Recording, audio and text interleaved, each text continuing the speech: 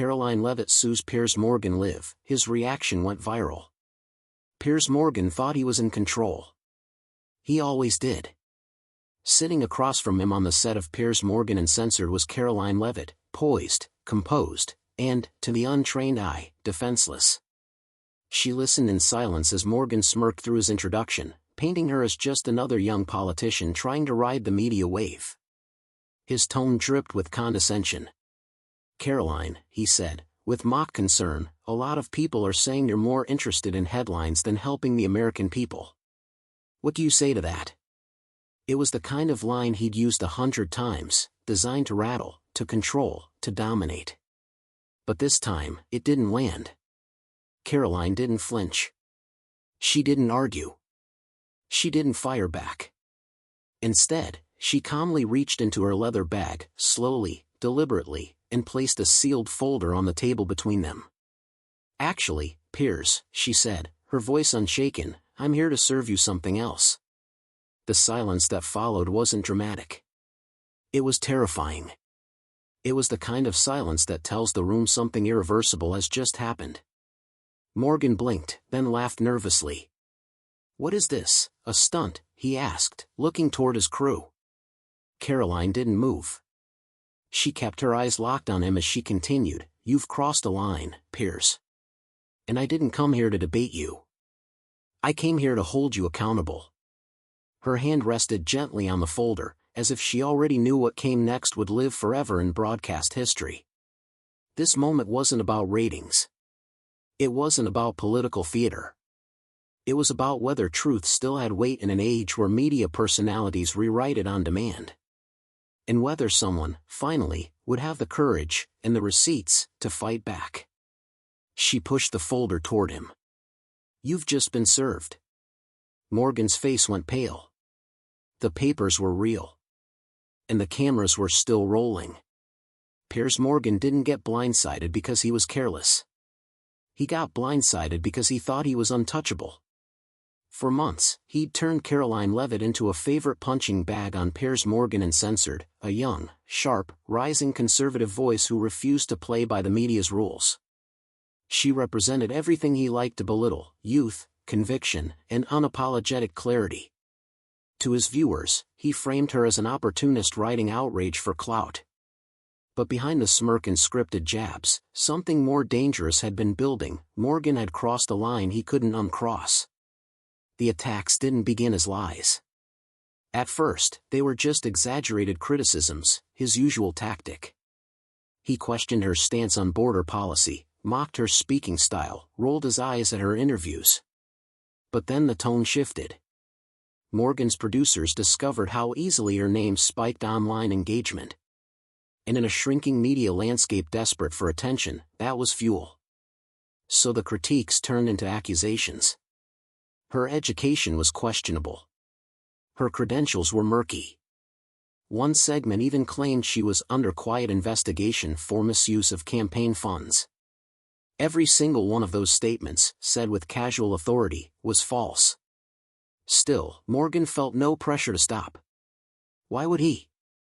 He'd done this for decades: take a public figure, strip them down with smirking half-truths, and wrap the destruction in the language of journalism.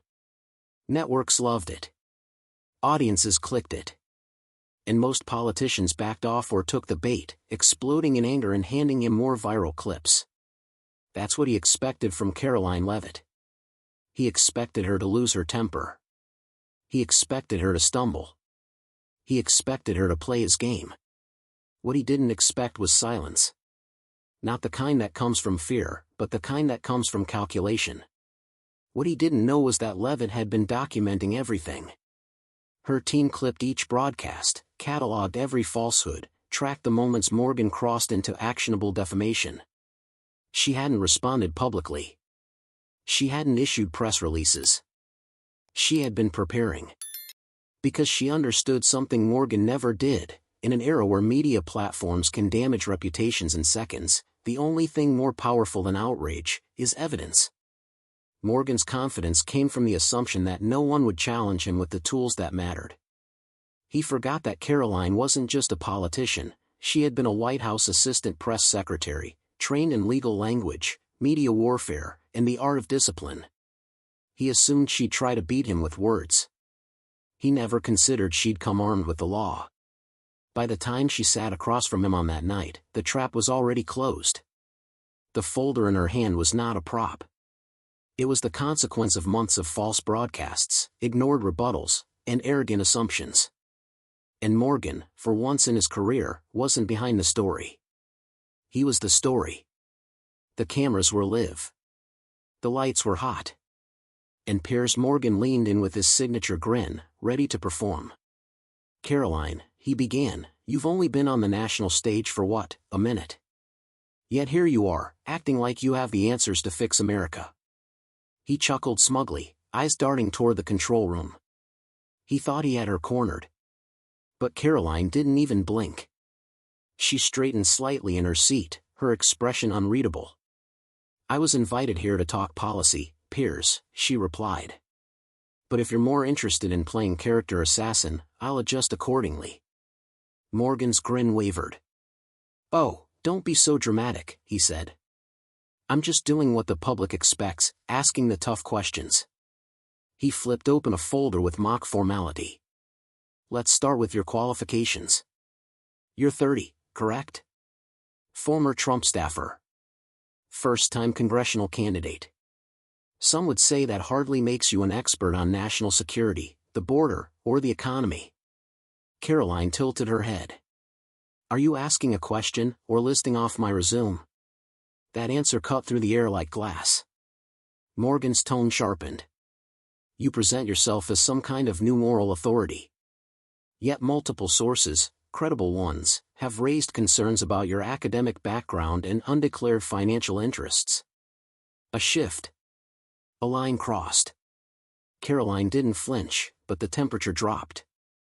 "Careful, Piers," she said, her voice like a warning beneath velvet. "Those sources you're quoting have already been discredited. And as of today, you're not just repeating gossip. You're publishing falsehoods. On air. In real time." Morgan smirked again, trying to steady himself. "It's my job to hold politicians accountable. And it's mine," she said, leaning forward, "to hold people like you accountable when you use that job to lie." That was when the studio changed. The energy shifted. Morgan sensed it but didn't understand it yet. Karoline wasn't defensive. She wasn't angry. She was exact. Controlled. Focused. And when she reached down, calmly, without breaking eye contact, Morgan's instinct told him this wasn't going to be just another sparring match. This wasn't for ratings. This was a reckoning. Karoline's fingers brushed the edge of her briefcase. The audience couldn't see it, but Morgan could. The subtle shift in her posture. The quiet certainty in her eyes. She wasn't searching for notes. She was retrieving a moment that had been months in the making. She placed the folder on the desk between them, thick, sealed, marked with the federal court stamp. The room felt colder. "Piers," she said, her tone razor-sharp but steady, "you've made several false and defamatory statements about me, tonight and over the past several months. Your team has been notified. You were given documentation correcting your claims. And yet you continued." Morgan chuckled awkwardly, but his face betrayed the first crack in his armor. "Come on, Karoline. Let's not turn this into theater." "This isn't theater," she said. "This is litigation." She pushed the folder forward across the table. "Piers Stephen Morgan," she said formally, "you are being served. A lawsuit has been filed against you in the United States District Court for the Southern District of New York. For defamation, false light, and intentional infliction of reputational harm.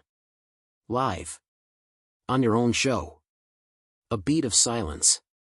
1 second. 2. 5.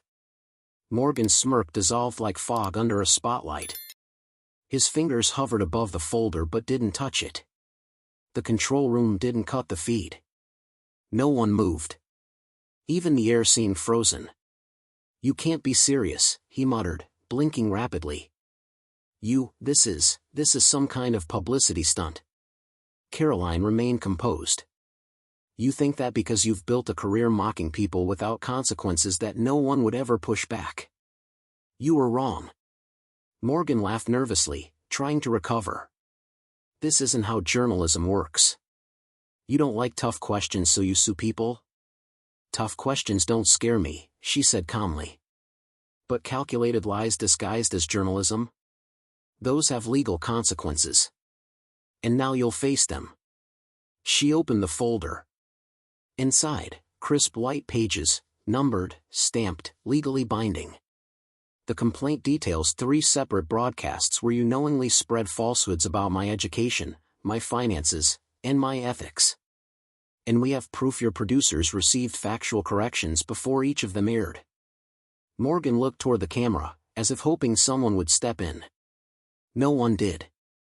Your platform reaches millions, Karoline continued. And you used that platform to damage my reputation with reckless disregard for truth. That's not journalism. That's defamation.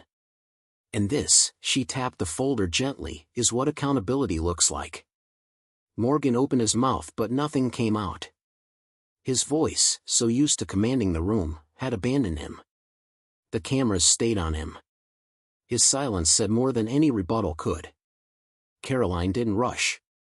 She turned to the first page of the complaint with the precision of someone who had rehearsed every beat, not to perform, but to make sure every word landed like a gavel.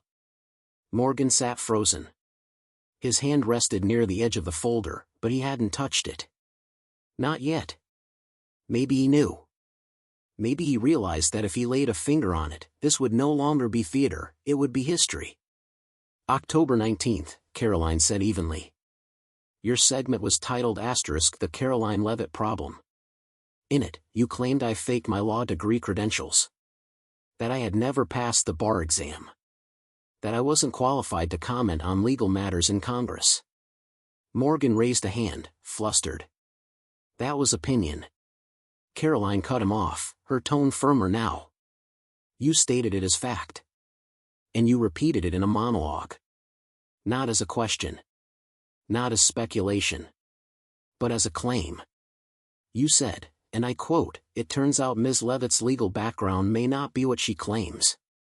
Some insiders say she never even passed the bar." She paused, then produced a copy of her bar admission. I passed the New Hampshire bar in 2021. My credentials are public. And 3 days before you aired that segment, your producer Sarah Mitchell emailed my office asking for clarification. My chief of staff sent her these exact documents. She placed the bar certificate on the table beside the complaint. Morgan shifted in his chair. I receive hundreds of emails. And you're responsible for what airs under your name, Karoline said. Let's move on. She turned the page. October 22nd, she continued. You claimed I was under active investigation by a House Ethics Committee. You said I was, quote, likely to face disciplinary action before the year's end. That, again, was false. Morgan shook his head slightly. I was citing reports. There were no reports, she said. There were rumors from a partisan blog.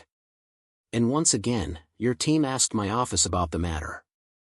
We replied, on the record, that no such investigation existed. And still, you went ahead. We have the email receipts. She pulled out a printed email thread. Your producer was explicitly told there was no pending ethics review. And you knew that. But saying it anyway made for better television, didn't it? Morgan opened his mouth, but Karoline was already on the next exhibit. November 4th. You stated that I had financial conflicts of interest tied to a communications consulting firm.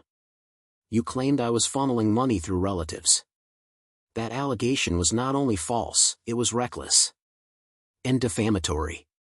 She placed a printed copy of her FEC financial disclosures on the desk. My records are transparent and fully compliant. And again, your team was given the links to these exact disclosures before you went on air. You ignored them. Morgan tried a new tactic. So what, you're going to sue every journalist who criticizes you? No, she said flatly. Just the ones who knowingly lie. Her voice didn't rise, but her presence filled the room. She wasn't there to impress. She wasn't there to win a moment. She was there to lay bare a pattern, one lie after another, told with confidence, broadcast to millions, and designed to erode not just her credibility, but her right to speak the truth without being destroyed for it. She flipped to the final page of the exhibit packet. "And here," she said, "is what makes this case undeniable. These 3 internal memos, emails between your production team, confirm that they had received, read, and filed all the rebuttal documentation. These aren't assumptions. These are timestamps." Morgan's face tightened. She held them up. "October 16th, Sarah Mitchell forwards my law degree verification to your senior producer with the subject line, 'Still going to run the segment?' October 20th. Another team member responds, 'Viewers won't fact-check it. Let's roll with the original angle.' And finally, November 2nd. Your executive producer writes, 'We'll bury the source notes. Piers prefers to freestyle anyway.'" Morgan's jaw clenched. His usual charm had vanished. The audience wasn't watching a political figure stumble. They were watching a media empire lose its grip on reality, in real time. "This wasn't careless," Karoline said, her voice turning quiet. "It was calculated. You lied. You had the truth in your inbox. And you chose to bury it." She sat back. No gloating. No grin. Just a silence that filled the studio like a verdict already reached. The silence in the studio wasn't just awkward, it was seismic. Piers Morgan sat motionless, blinking at the documents in front of him as if reading them might undo them. But the damage had already ruptured past the studio walls. Within minutes, clips of the confrontation flooded social media. Viewers weren't debating policy, they were witnessing a live reckoning. A trending hashtag #ServedLive, began climbing global charts before the segment even ended. Legal analysts chimed in within the hour. One former federal prosecutor called it the most airtight on-air defamation ambush I've ever seen. Talk TV's legal team scrambled behind the scenes. Advertisers started pulling inquiries. And Morgan's own staff, silent just minutes before, began texting furiously from behind the glass. They knew what he didn't. This wasn't a moment that could be spun. It was a career-altering blow. Karoline stood up quietly, gathered her documents, and walked off set without a glance back. She didn't need a mic drop. She brought the court. And Morgan, once so loud, now had nothing left to say. In the days that followed, the fallout rippled like a shockwave. Talk TV went into lockdown mode, issuing a terse statement that editorial standards would be reviewed. But no statement could undo what millions had already seen. Within 48 hours, the clip of Karoline Leavitt serving Piers Morgan live on air had crossed 20 million views. It wasn't just viral, it was seismic. Commentators called it the day the game changed. A day when the script flipped, not on ratings, but on responsibility. Piers Morgan's brand, once built on bravado and sound bites, began to collapse. Advertisers backed out. Guests canceled appearances. Political figures distanced themselves. A former colleague called the ambush the moment reality finally caught up with performance. And while Morgan initially tried to spin it as a spirited debate gone too far, the documents were public, the evidence airtight, and the silence from his legal team spoke volumes. The lawsuit didn't disappear. It gained strength. Other political figures, left and right, began quietly contacting Karoline's office, asking how she'd done it. What team had helped her? What standards she used to build a case so solid, it made a man known for dominating interviews lose control of his own set. Karoline, meanwhile, didn't gloat. She didn't need to. Her strategy had never been about revenge. It was about resetting the rules. Reminding the public, and the press, that there's a line between criticism and defamation. And that even the most powerful media voices are not above truth. 6 months later, Talk TV reached a confidential settlement with Leavitt. A retraction aired. An apology was posted. And though the figure wasn't disclosed, legal insiders estimated the payout near $15 million. Piers Morgan lost his contract. The network mutually parted ways. But more than that, a precedent was set. Law schools began analyzing the case. Media ethics courses used it as a case study. A quiet shift had begun. Because what Karoline Leavitt did wasn't just about one interview. It was about every voice that had been silenced. Every smear that had gone unanswered. Every moment when truth was pushed aside for spectacle and no one pushed back. Until now.